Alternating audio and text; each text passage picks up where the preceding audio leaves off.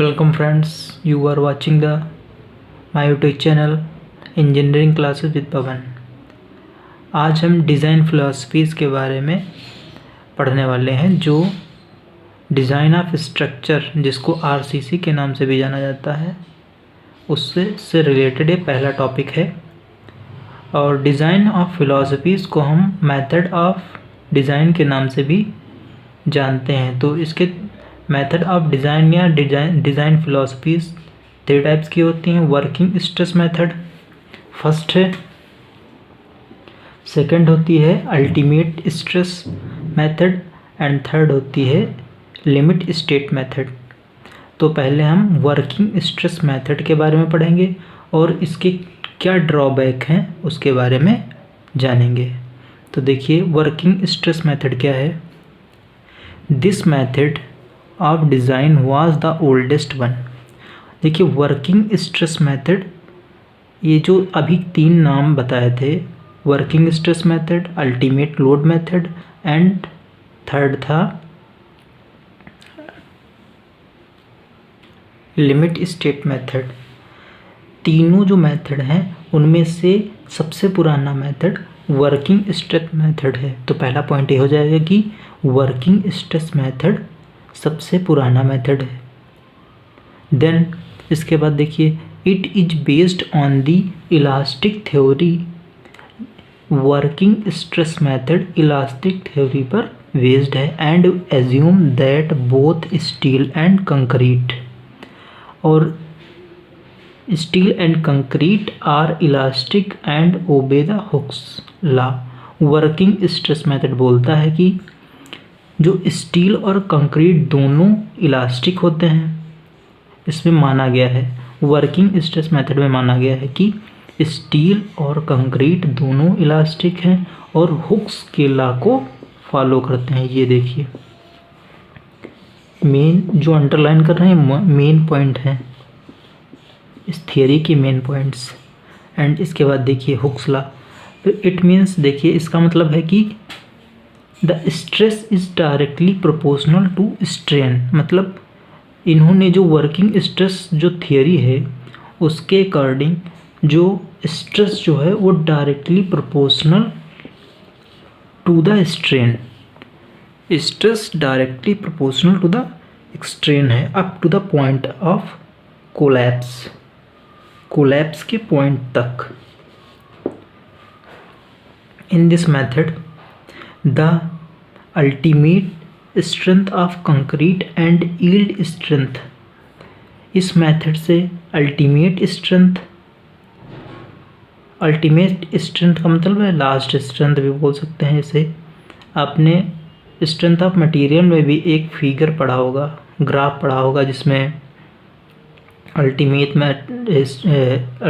Strength और भी 2 नाम थे, उनके बारे में आपने पढ़ा होगा स्ट्रेंथ ऑफ मटेरियल में। आगे उस ग्राफ के बारे में भी हम बताएंगे भी। देखिए in this method the ultimate stress of concrete and yield strength और 0.2% proof stress of steel are divided by FOS। FOS का मतलब क्या हुआ? फैक्टर, F से फैक्टर, O से ऑफ, S से safety, by FOS to obtain the permissible stresses.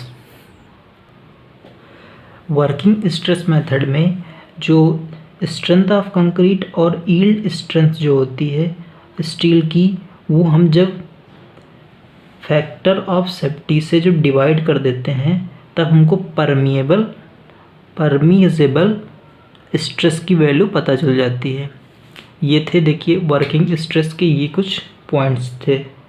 और इसके देखिए वर्किंग स्ट्रेस के ड्रॉबैक क्या थे, किन किन ड्रॉबैक्स के कारण आज इस टाइम में वर्किंग स्ट्रेस का यूज़ बहुत कम किया जाता है। देखिए पहला ड्रॉबैक है this method ignores the effect of creep and shrinkage. मतलब है कि यह जो मेथड था वो क्रीप और श्रिंकेज के जो इफ़ेक्ट हैं उनको इग्नोर करता था। अब आप देखिए क्रीप क्या होता है, आप सोच रहे होंगे कि क्रीप क्या होता है। देखिए आप देखिए कोई एक बीम है उस पर कंटिन्यूअस, जब किसी चीज़ पर कंटिन्यूअस जब फोर्स लगता है तो उसमें एक्सपेंशन हो जाता है, उस एक्सपेंशन को ही क्रीप बोलते हैं। नेक्स्ट देखिए, it assumes that creep is elastic which is not true.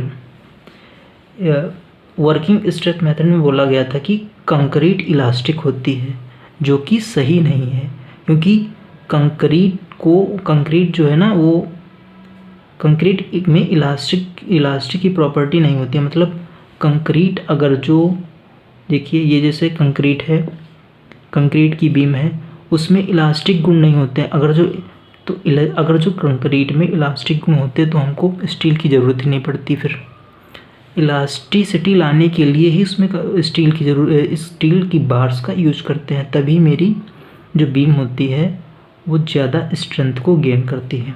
और आगे आने वाले लेक्चर्स में हम कंक्रीट और जो स्टील है उसमें जो स्ट्रेंथ है स्टील की ज़्यादा क्यों होती है उसका डेरिवेशन भी करने वाले हैं। देखिए थर्ड पॉइंट है, it uses FOS for stresses only not for loads. क्या लिखा है कि it uses factor of safety for stresses not for loads. देखिए वर्किंग स्ट्रेस मेथड में जो फैक्टर ऑफ सेफ्टी केवल और केवल स्ट्रेस के लिए यूज़ होती थी, लोड के लिए यूज़ नहीं होती थी। Hence this method does not gives the true margin of factor of safety with respect to loads. With respect to loads के रेस्पेक्ट में ट्रू मार्जिन ऑफ सेफ्टी नहीं देती थी लोड्स के कंपैरिजन में। देखिए तो यहाँ पर मेरा वर्किंग स्ट्रेस मेथड कंप्लीट होता है। अब इसमें वर्किंग स्ट्रेस मेथड में एक डेरिवेशन है, reinforced concrete member subjected to directed load, जिसमें हम ये पता लगाएंगे कि जो कंक्रीट और स्टील होती है किसकी ये इलास्टिक कौन ज़्यादा इलास्टिक होता है, या फिर ये प्रूव करेंगे कि कौन सी जो कंक्रीट और इलास्टिक में कौन ज़्यादा स्ट्रेंथ किसकी ज़्यादा स्ट्रेंथ होती है, इसका डेरिवेशन करेंगे। तो नेक्स्ट लेक्चर में ये देखेंगे हम। So please like share and comment. Thank you.